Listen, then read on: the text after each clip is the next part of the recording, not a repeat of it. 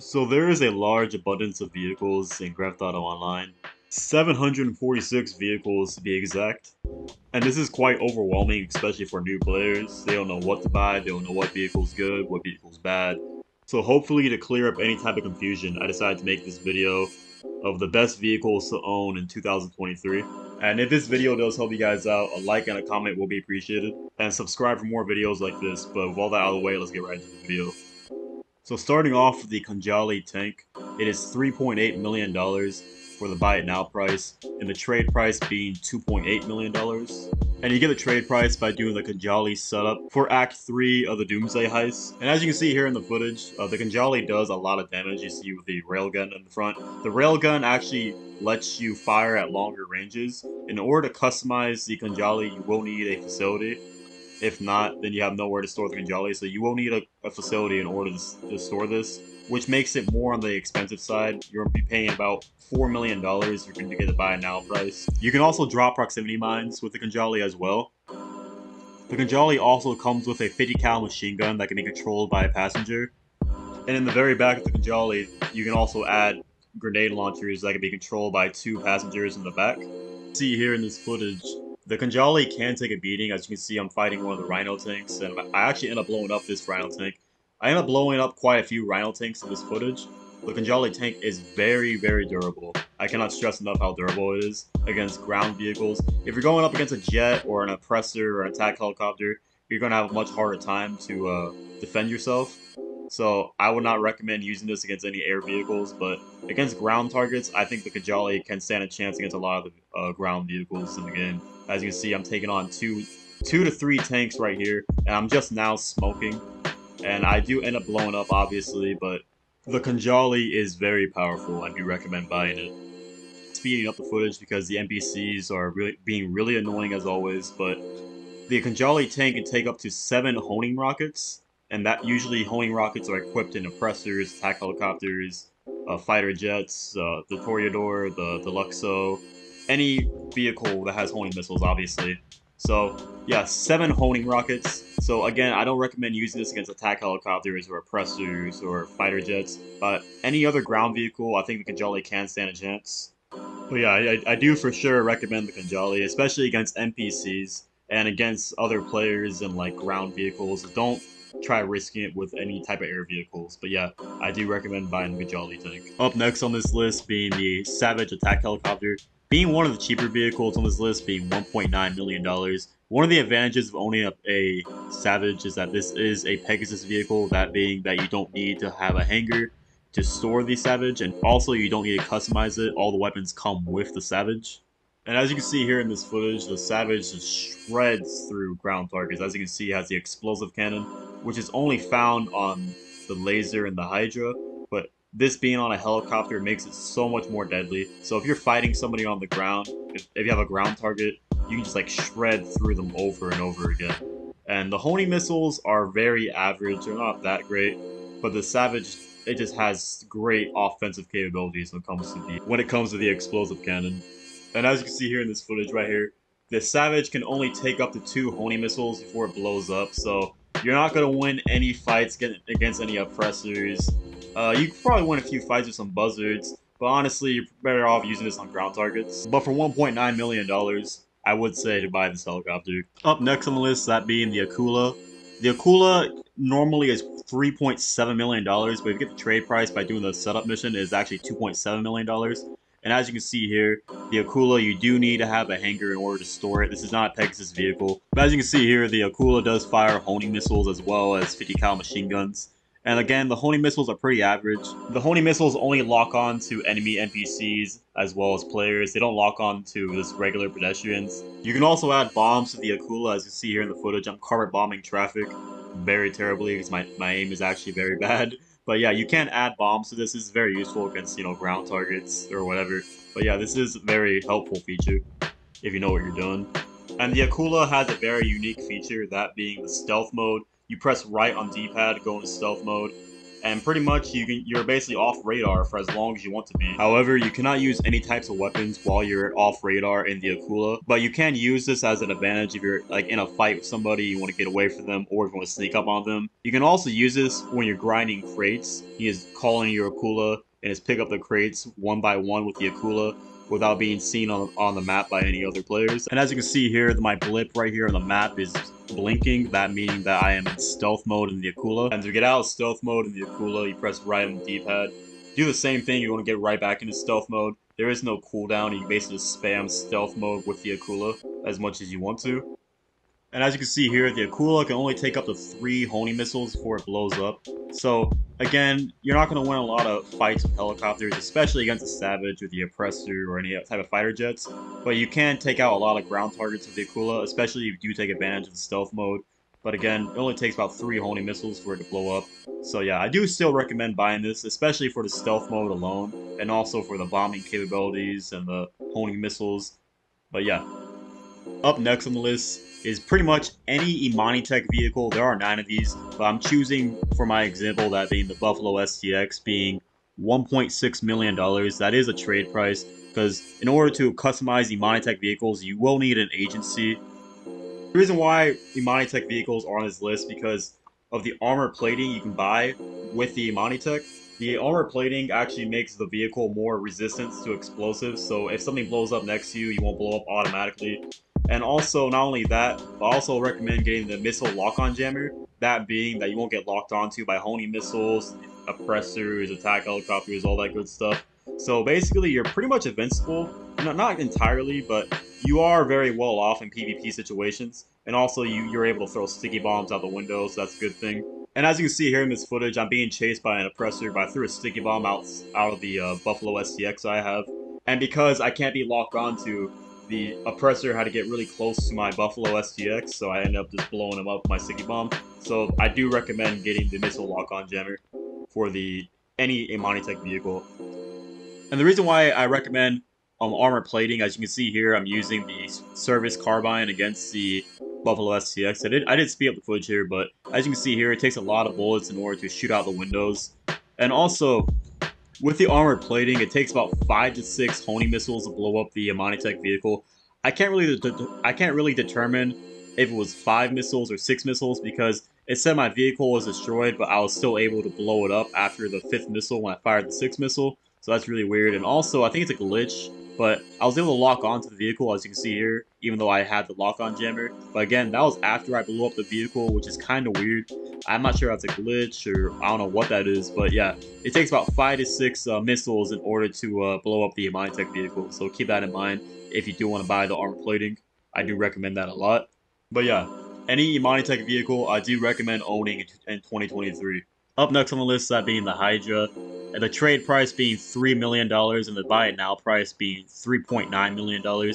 And I recommend this jet over the laser for 2 reasons. One, it's about $2 to $3 million cheaper than the laser, because the laser, you don't even have to buy it to use it. You can just steal one from the military base. And in order to steal from the military base, it's actually stupidly easy if you own a hangar. If not, you just use the bribe authorities feature with the CEO abilities. But yeah, it's really not that hard to steal the laser.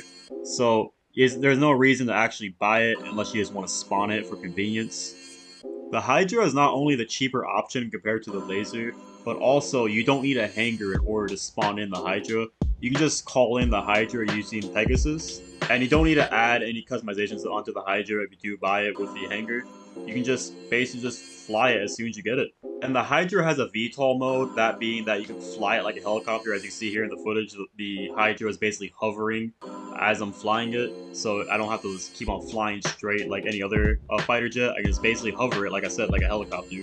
And the Hydra has great offensive capabilities, that being the explosive cannon. As you can see here, I can just shred through ground targets with the explosive cannon. Not only that, the Hydra is also great for dogfighting. The Hydra does have homing missiles, but homing missiles aren't that great on this vehicle. I do recommend just sticking with the explosive cannon. And with the Hydra, it's also really easy to dodge homing missiles. All you really gotta do is just fly sideways until the homing missile just blows up on its own. You don't really have to worry about getting blown up by any missiles unless you're really that bad of a pilot. But unless you're going against another Hydra or laser, or you're going against someone with an explosive sniper, you're pretty much unstoppable with the Hydra or a laser. But yeah, a Hydra is definitely a vehicle you want to own in 2023. Up next on the list would have to be the Night Shark. The Night Shark can be bought on Warstock Cash and Carry for only $1.2 million. Also, you don't need a facility or MOC or an Avenger to customize the Night Shark. You can just take it to any old mod shop and you can add all the customizations there. One thing I will say is do not add armor plating to the Night Shark, especially if you play in free aim lobbies. Because if you want to have any offensive capabilities with the Night Shark, you can throw sticky bombs out the window. And when you add armor plating to the Night Shark, you're not able to throw any sticky bombs out the window. So if you want to be able to defend yourself in a Night Shark, obviously do not buy armor plating. And the defensive capabilities for the Night Shark is pretty insane. In this test I did right here, it took about 16 missiles to blow up the Night Shark. Granted, I wasn't inside the Night Shark, so I guess when you're inside the Night Shark, it gives you more of a bulk. Because when I'm usually driving the Night Shark, it takes a lot more than just 16 missiles to blow me up. Actually, with a quick Google search, it'll actually tell you that it takes about 27 missiles to blow up the Night Shark when you're driving it. Because when I'm fighting oppressors with my Night Shark, I'm pretty much invincible. Like, yeah, they can lock onto me, but oppressors only carry up to 20 missiles, so that's 7 missiles you can tank. And like I said earlier, you can use sticky bombs while you're in the Night Shark, so you can easily throw a sticky bomb out the Night Shark and destroy any oppressor that's chasing you, or any other vehicle for that matter. But yeah, the Night Shark for $1.2 million is definitely a must-have vehicle to own 2023. Now moving on to the Toreador, I pronounce it Toreador, but whatever. It's about $3.6 million on the Warstock Cash and Carry website. And it's actually a really great vehicle, very defensive and offensive capabilities. And just like the Night Shark, you can take this to Los Santos Customs in order to customize it. So you don't need a Avenger or MOC or a facility. And the missiles on the Toreador are actually extremely accurate. These are actually the best missiles I have in the game. And not only that, as you can see, I just did Curse boost or whatever you want to call it. And using the boost for the Toreador, you can use that to dodge incoming missiles. And not only that, but you actually have an infinite supply of missiles, and they are extremely accurate missiles. So this vehicle is actually really great to use in PvP, fighting ground and air vehicles. And as you can see here, I lock onto this target in this Headhunter mission. As you can see here, the missiles are just extremely accurate. As you can see, it curves up in the air. It goes whatever direction it needs to go to get to the target. And like I said before, these missiles do not run out, so you ain't gotta worry about taking it to Los Santos Customs to refill the missiles. The missiles are infinite, so you ain't gotta worry about that. And as you can see here, it takes about 6 missiles to blow up the Toreador. Granted, like I said earlier, you can dodge missiles by outrunning them using the speed boost. So the ability to dodge missiles and be able to take missiles, and also how aggressive the Toreador's missiles are, and also you do have infinite missiles. All that being said, the Toreador is probably one of the most viable vehicles to have in PvP situations, so I most definitely recommend the Toreador in 2023. Now for an honorable mention, this didn't really make the list for me because anybody can really get this vehicle, because if this vehicle is actually free for a lot of players. I'm not sure what the requirements are to get this vehicle for free, but I know that a lot of players that I've asked, they have this vehicle for free. You can get it for free on the Warstock Cash and Carry website, and you don't need to customize it or anything. It's already armored up, and this would be the Duke of Death. And I believe the Duke of Death is actually better than the Armored Kuruma. I believe it's more bullet resistant, and also it does have explosive resistance. We'll get into that later. But as you can see here, I'm getting shot the hell up in this mission, a hostile takeover. As you can see here, I'm getting shot to hell by these NPCs. And if you don't know, these NPCs in hostile takeover and in Headhunter, basically most of the VIP work missions, they are really aimbot. Like, the aimbot is so broken with these NPCs. So even with the aimbot and with the Mark II weapons they carry, I'm not losing any health. And as you can see here, I delivered the package. And as you can see, my vehicle is shot to hell. Look at all these bullet holes. Look how scratched up the vehicle is. And I didn't lose a lot of health. You see the health missing in the health bar down there. The only reason why I am missing health is because I crashed the vehicle so many times. But other than that, I didn't get really shot that much. Like, my vehicle did, but I didn't. So you are very protected by small arms fire in this vehicle. And it takes up to 4 honing missiles to actually destroy the Duke of Death. So this vehicle is actually really good if you're doing PvP on the ground, but if you're fighting somebody in the air, you're basically hit or miss. Like, you can probably jump out of the vehicle at the last second before it blows up, but honestly, you're just better off using this for PvP situations on the ground. And again, this vehicle being free for the majority of players Like, you can't go wrong with it, so you may as well go ahead and get it for yourself. Now, the last vehicle on this list, this being the Oppressor Mark II, it costs $2.9 million for the trade price. The buy it now price is about $3.8 million. And granted, you do need a terabyte to actually customize the Oppressor, and you need the nightclub to store your terabyte. So it's actually a very expensive vehicle, all being considered. Even after Rockstar nerfed the Oppressor is still a very overpowered vehicle. The missiles aren't as accurate as they used to be, but they still can hit a target. Also, this vehicle comes with countermeasures, that being flares and chaffs. It carries up to 5 chaffs. The chaffs basically temporarily keeps the Oppressor being locked onto by other Honey missiles, and the flares redirects Honey missiles from hitting the Oppressor. And you can carry up to about 10 flares with the Oppressor. And the Oppressor carries up to 20 rockets. You do need to buy this as an upgrade, but the rockets are extremely accurate. As you can see here, I'm locking onto helicopters, I'm locking onto cars from like miles away. As you can see here, the missiles are dangerously accurate. Granted, they aren't as accurate as the Deluxo, which didn't make the list, or the Toreador, but the missiles are still pretty accurate. Not only is the Oppressor Mark II very good in PvP situations and against NPCs, but you can also call it in through your interaction menu, which makes it very convenient.